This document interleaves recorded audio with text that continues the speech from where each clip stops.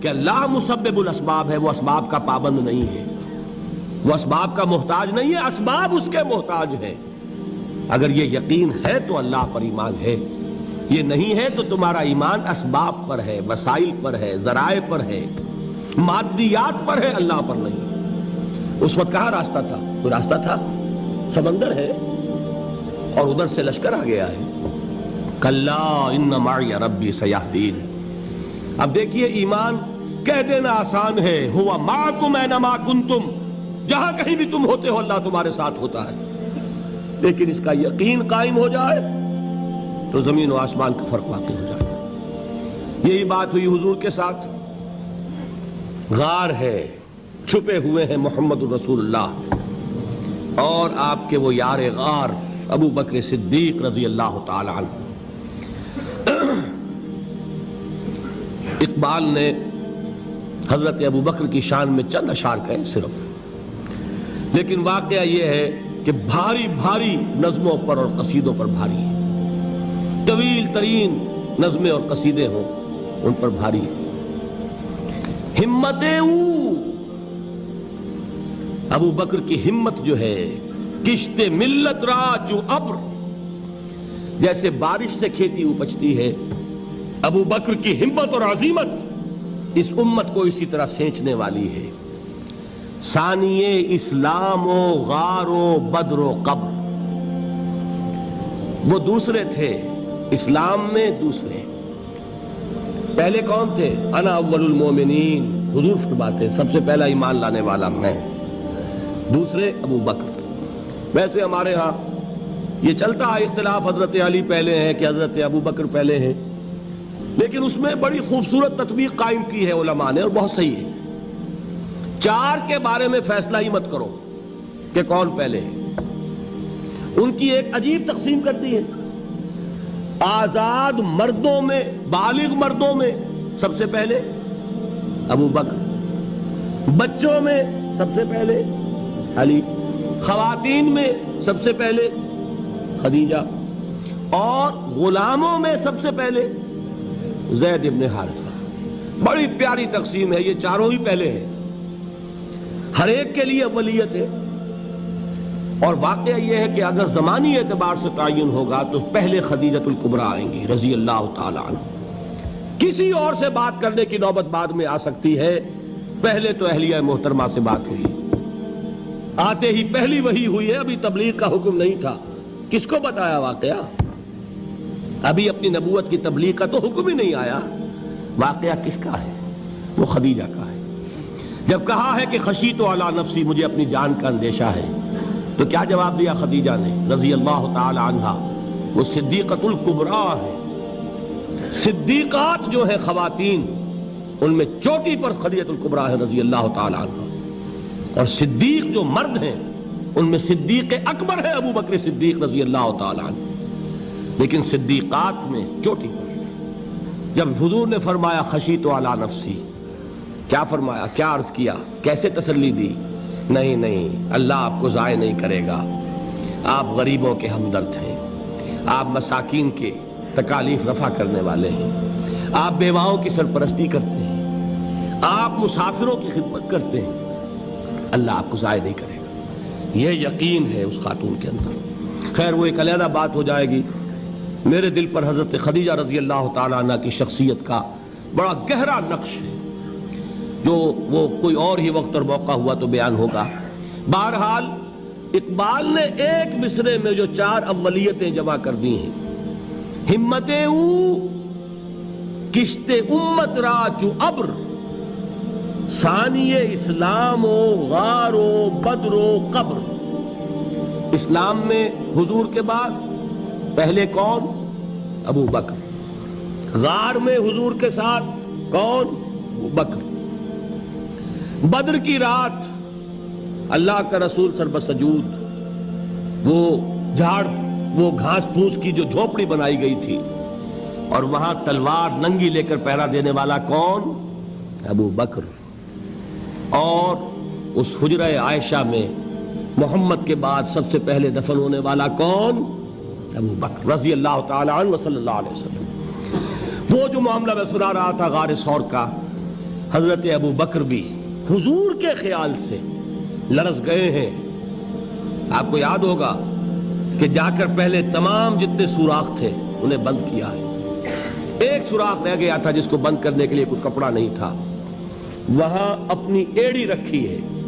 تب کہا ہے حضور سے تشریف لائیے, اور اپنے زانو پر حضور کو لٹایا ہے. اور وہاں کسی موذی جانور نے کاٹا ہے. حضور کی آنکھ لگ گئی تھی. اس وقت اس بل کے اندر جو بھی بچھو ہے کیا ہے واللہ عالم, اس نے کاٹا ہے. اس کی تکلیف کی وجہ سے ابو بکر کی آنکھوں سے آنسو ٹپک گئے. حضور کے چہرے مبارک پر پڑے ہیں تو حضور جاگے ہیں, معاملہ کیا ہے. ایڑی نہیں ہٹائی وہاں سے, مبادا وہ جانور وہاں سے نکل کر محمد الرسول اللہ کو کوئی گزن پہنچا دے. ابو بکر کی ایڑی ہے, جس طرح چاہے کھا لے, ختم کر دے, جان نکل جائے تب کوئی آنچ آئے محمد پر تو آئے, لیکن جیتے جی نہیں. وہ ہے ابو بکر. حضور کے خیال سے اس وقت حضور نے پھر اپنا لعاب دہن لگایا ہے, اور اس سے پھر آپ کی تکلیف ختم ہوئی.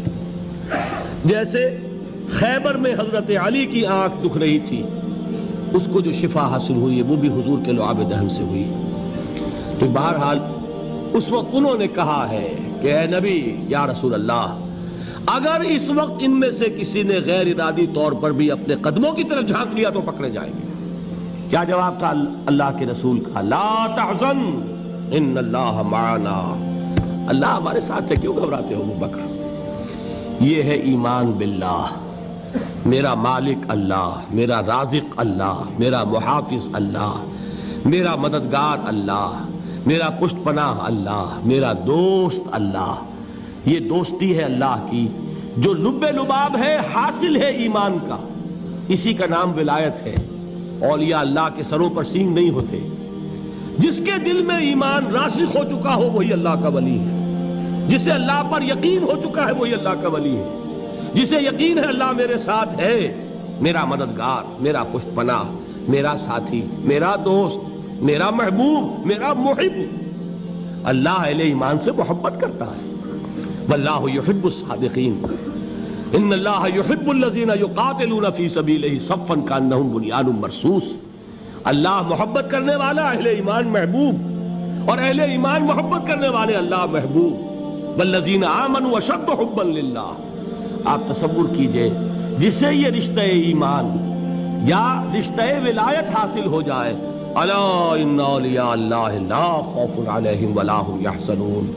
آگاہ ہو جاؤ, اللہ کے دوستوں کے لیے نہ کوئی خوف ہے نہ کوئی حزن ہے. اور میں بیان کر چکا تھا, خوف اور حزن کے خاتمے ہی کا نام امن ہے. زوال خوف, زوال حزن. یہ خوف اور حزن کیوں آتے ہیں بار بار؟ اللہ تخافوا ولا تحزنوا, دونوں آ گئے. الا ان اولیاء اللہ لا خوف علیہم ولا هم یحزنون, پھر وہی دو. وہ کیوں ہے؟ خوف ہوتا ہے کسی مستقبل کی بات کا, یہ نہ ہو جائے, وہ نہ ہو جائے, یہ نقصان نہ پہنچ جائے, یہ تکلیف نہ ہو, یہ غضب نہ آ جائے. خوف ہے مستقبل سے. حزن ہے یہ کیوں ہوا, یہ نہیں ہونا چاہیے تھا, یہ میرا فلاں چیز میرے ہاتھ سے جاتی رہی ہے, فلاں موقع نکل گیا, اب بیٹھے ہوئے ہیں اندر ہی اندر کڑ رہے ہیں, صدمہ ہے اور رنج ہے. اور جو اللہ پر ایمان رکھتا ہے وہ جانتا ہے ما اصاب من مصیبت فی الارض ولا فی انفسکم الا فی کتاب من قبل ان نبرأها ان ذلک علی اللہ یسیر لکی لا تعصوا علی ما فاتکم ولا تفرحوا بما آتاکم واللہ لا یحب کل مختال فخور. اس زمین میں یا تمہاری جانوں میں کوئی تکلیف, کوئی مصیبت نہیں آ سکتی سوائے اس کے کہ جو اللہ نے لکھ دی ہو, اس سے پہلے کہ وہ ظاہر ہو. جس کو یہ حقیقت معلوم ہو گئی اس کو یہ طرز عمل اختیار کرنا چاہیے. جو چیز چھن جائے, جاتی رہے, چھوٹ جائے, اس پر افسوس نہ کرو. کس نے چھینی؟ دوست نے. دوست کے فیصلے پر شکایت. دوستی کو بٹا لگا رہے ہو, سرے تسلیم خم ہے جو مزاج یار میں آئے. اگر دوستی ہے تو پھر تو تمہیں گردن جھکانی چاہیے کہ ہر چہ ساقی ماریخت عین الطافست, جو بھی میرا ساقی میرے پیالے میں ڈال دے اس کا کرم ہے. جو اس کی طرف سے آئے اس پر کوئی رنج نہیں, کوئی صدمہ نہیں, کوئی غم نہیں, کوئی شکایت نہیں, کوئی شکوہ نہیں. اور جو ہوگا وہ اس کے اذن کے بغیر نہیں ہوگا, اور اس کا اذن ہوگا تو یقیناً میرے لیے خیر ہی خیر ہے, چاہے وہ ناگوار شے ہو, بظاہر مجھے اچھی نہ لگ رہی ہو، میری شارٹ سائٹڈنس میں مجھے وہ نظر آ رہی ہے کہ میرے لیے بری ہے، لیکن قرآن نے کہا ہے عسیٰ ان تکرہوا شیئا وہو خیر لکم وعسیٰ ان تحبوا شیئا وہو شر لکم واللہ یعلم وانتم لا تعلمون۔ ہو سکتا ہے تم کسی چیز کو ناپسند کرو درحال ہے کہ اسی میں تمہارا خیر ہو، اور ہو سکتا ہے تم کسی چیز کو پسند کرو درحال ہے کہ اس میں تمہارا شر ہو۔ اللہ جانتا ہے، تم نہیں جانتے۔ جب مجھے یہ بات معلوم ہو گئی، میں نے اپنا معاملہ اللہ کے حوالے کیا۔ سپردم بے تو مایا خیش را تو دانی حساب کم و بیش را، اے رب جو تو چاہتا ہے وہ ہو، تیرے علم میں جو شے میرے لیے خیر ہے وہ ہو جائے، میری کوئی پسند نہیں، میری کوئی چاہت نہیں، یہ ہے راضی برضائے رب۔ اکبر الہ آبادی نے اسے کہا ہے رضائے حق پہ راضی رہ، یہ حرف آرزو کیسا، خدا خالق، خدا مالک، خدا کا حکم تو کیسا۔ جب میں آ گیا بیچ میں، میری پسند، میری مرضی، میری خواہش، میری چاہت، یہی تو شرک ہے۔ ما شاء اللہ کان وما لم یشاء لم یکن، جو اللہ نے چاہا وہ ہوا، جو اس نے نہیں چاہا نہیں ہوا، اختیار اس کا ہے، میرا تو نہیں۔ رضائے حق پہ راضی رہ، یہ حرف آرزو کیسا، خدا خالق، خدا مالک، خدا کا حکم تو کیسا۔ اقبال نے اسے کہا ہے فارسی میں، اب آپ کہیں اس کا ترجمہ بھی کرو تو وہ مجھے ذرا اس وقت کچھ بہت ہی بدذوقی کسی بات نظر آئے گی۔ جائیے پوچھئے کسی سے جسے فارسی آتی ہو، بروں کشید ز پیچا کے ہست و بود مرا، چے اقدہا کے مقام رضا کشود مرا۔ مجھے تو تمام پیچ و خم سے نکال دیا اس مقام رضا نے، میں راضی برضائے رب ہوں، جو فیصلہ اس کا میں اس پر راضی۔ تو کہاں کا حزن اور کس کا خوف، یہی زوال حزن اور زوال خوف، یہی ہے امن، یہ نتیجہ ہے ایمان کا۔ تو جان لیجئے یہ ہے لب لباب، یہ ہے حاصل ایمان کا، یہ ہے تو ایمان ہے، یہ نہیں ہے تو ایمان نہیں۔